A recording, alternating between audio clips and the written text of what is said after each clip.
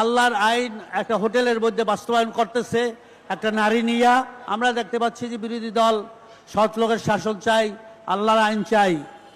বাংলাদেশে একটা জিনিস ভাইরাল হয়ে গেছে 3-4 দিন পর্যন্ত, আপনারা সবাই জানেন সারা বিশ্বে, যে এমন ভাইরাল হয়েছে তাদের আল্লাহর আইন একটা হোটেলের মধ্যে বাস্তবায়ন করতেছে একটা নারী নিয়া, আর সৎ লোক হয়েছে সেই এমপি।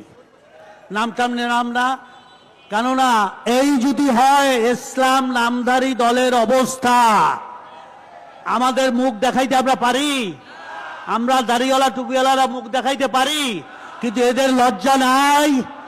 এরা শুধু বহিষ্কার করলে হবে, তাকে এমপি পদ থেকে বহিষ্কার করতে হবে।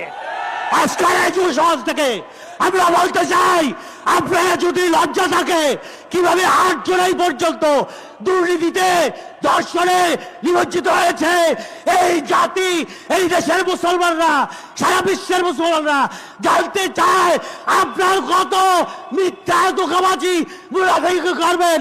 এই মুনাফিকি ছেড়ে দেন এবং ইসলামের নামটা আপনাদের দল থেকে মুছে ফেলেন, কারণ আপনাদের এইটা মানায় না। ইসলামকে আপনারা কুলুষিত করতেছেন। আমরা চাই এই দেশটা কোরআন হাদিস অনুযায়ী, শরিয়া অনুযায়ী, ইসলামিক তাহজিব তামাদ্দুন অনুযায়ী, আমাদের সংস্কৃতি খোলামের রাশিদিন মদিনার সঙ্গে চলবে, অন্য কোন দেশের এসে চলতে দেব না ইনশাল্লাহ।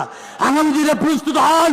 আমরা পাড়ায় পাড়ায়, গ্রামে গ্রামে, ইউনিয়নে ইউনিয়নে, থানায় থানায় ইসলামী আন্দোলনের দুর্গ তুলব, রাজি আছেন কিনা ইনশাল্লাহ, এবং শরিয়া ভিত্তিক দেশ পরিচালনা করব।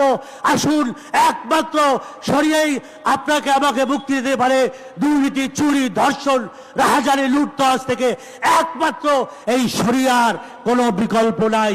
আসুন, আমরা আমাদের দেশে আগামীতে ইসলামী আন্দোলনের নেতৃত্বে সংসদে সংখ্যাগরিষ্ঠ নিয়ে আমরা ইসলামী শাসন কায়েম করতে চাই। সবাই রাজি আছেন কিনা বলেন ইনশাআল্লাহ।